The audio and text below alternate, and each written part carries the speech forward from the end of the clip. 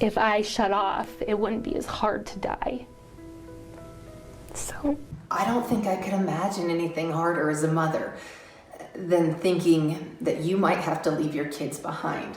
And I cried so many different times while I was listening to Amber's interview. Not only did she have 2 kids at home, but here she was 8 months pregnant with her third, a daughter, when she found out that she had cervical cancer. the room was still, very still. It was, I remember being shocked, confused, instantly thinking about my daughter.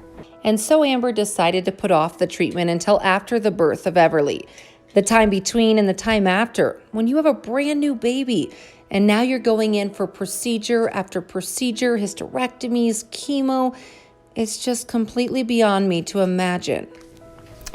You go to a very dark place that you can't control because your body's fighting so hard to make sure that it gets rid of it. And it worked. It really worked. But Amber was gracious enough to sit down with KOAA for a Your Healthy Family segment, and Ira, my coworker, was nice enough to bring some questions that I had. I want to bring you Amber's story as a mother.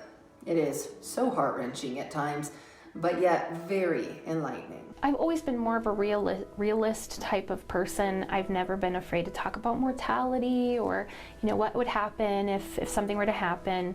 I've always been comfortable with those types of subjects.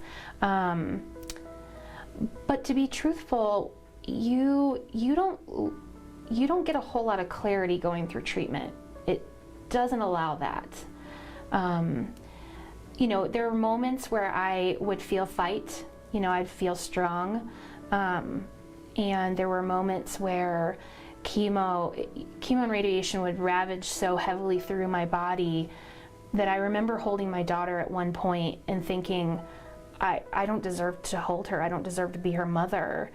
Of course, as a mom, I wanted to know how she was able to juggle the treatment with a newborn, a house full of kids, a husband, and those thoughts. Will they have to do this without me?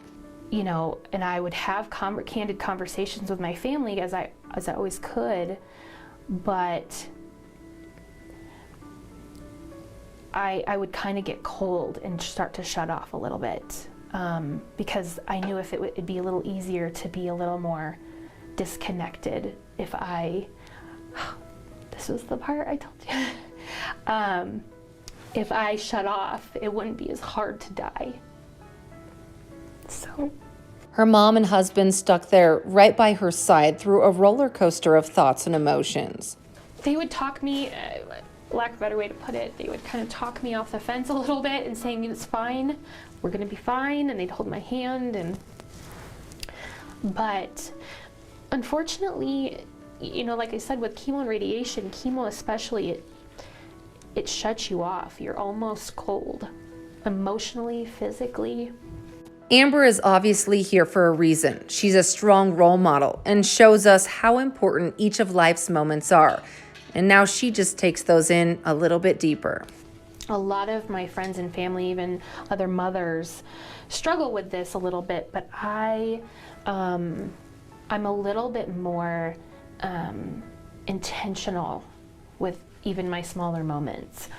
We say, you know, I love watching my kids at the park. It's my favorite thing because they're wild and spontaneous and free, and as all kids, right? And most parents, you know, take their kids to the park because that's just what you do. But for me, I watch them. I watch their eyes explore. I watch how their hands hold the bars. I watch it's deeper. And that's what's the beauty of surviving cancer is you watch the simple things become more deep. And so I literally go to bed at night knowing I just absorbed every aspect of watching my children. As we all know, sometimes everyday life can be a little bit of a struggle with the chaos surrounding you. Not always easy. Let me just not paint that perfect picture, right? They are toddlers. And I have a teenager. Oh. It is not always easy. And it's, when they're screaming, no, I'm not looking at, like, I love that scream. It's just the best scream. It is not like that, okay? But let's put it in perspective and remember this advice from Amber. you just find beauty in the good things a little bit different, and I'm very blessed for that, because life is so much more full.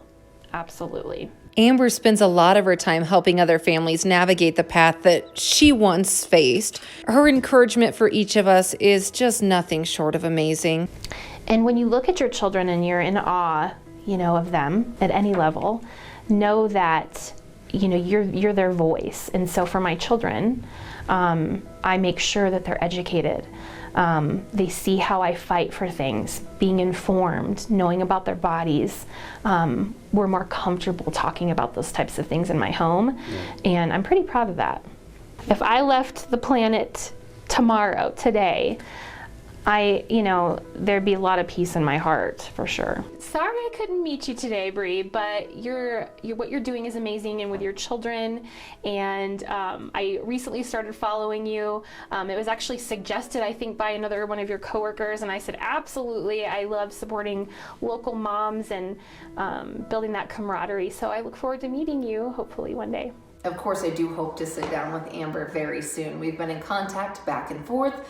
Two busy moms, but I want to say a big thank you to her for allowing me to tell her story on this platform as well.